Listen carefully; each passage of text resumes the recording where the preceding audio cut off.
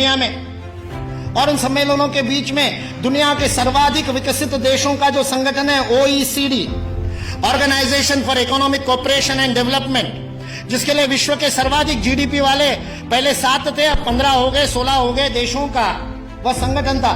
उस OECD ने सन 2000 में एंगस मैडिसन नाम के अर्थशास्त्री को यह काम दिया कि वो विश्व का आर्थिक इतिहास लिखे, और चूंकि उनकी गणना, उनकी हिस्ट्री 0 ईस्वी से शुरू होती है, तो एंगस मैडिसन को भी काम दिया 0 ईस्वी से 2000 ईस्वी तक 2000 वर्ष का आर्थिक इतिहास लिख दीजिए।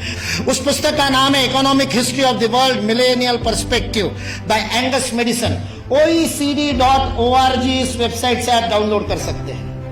2000 वर्ष का आर्थिक इतिहास लिखा है एंगस मैडिसन ने, और वह एंगस मैडिसन कहता है कि पहले 1500 वर्ष 0 ईस्वी से लेकर के 1490 तक, 99 तक, सारे विश्व के जीडीपी में लगभग 2/3 66% योगदान देने वाला देश कोई था तो वो भारत देश था।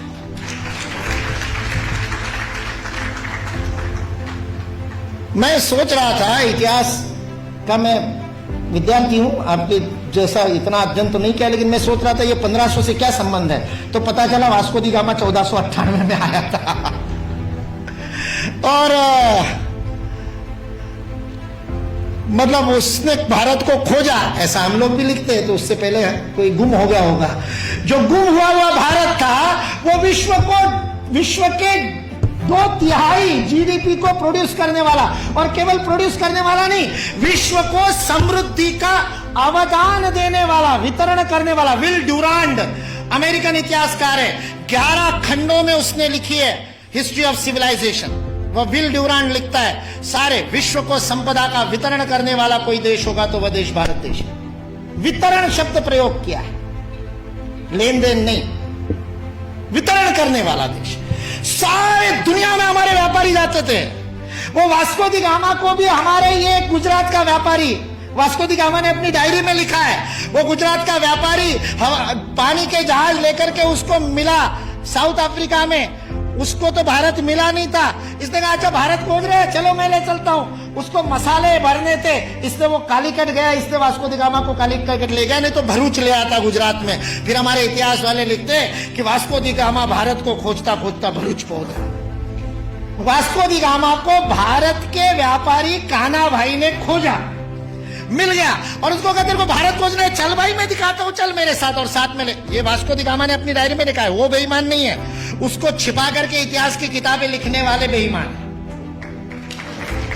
वास्को दी गामा की डायरी का उद्धरण दिए बिना हमारे को गलत इतिहास पढ़ाने वाले बेईमान है। वास्को दी गामा ने तो ईमानदारी से लिखा है, उसने ये भी लिखा है कि उस कान्हा भाई के जहाज मेरे जहाजों से कई गुना अधिक प्रगत थे।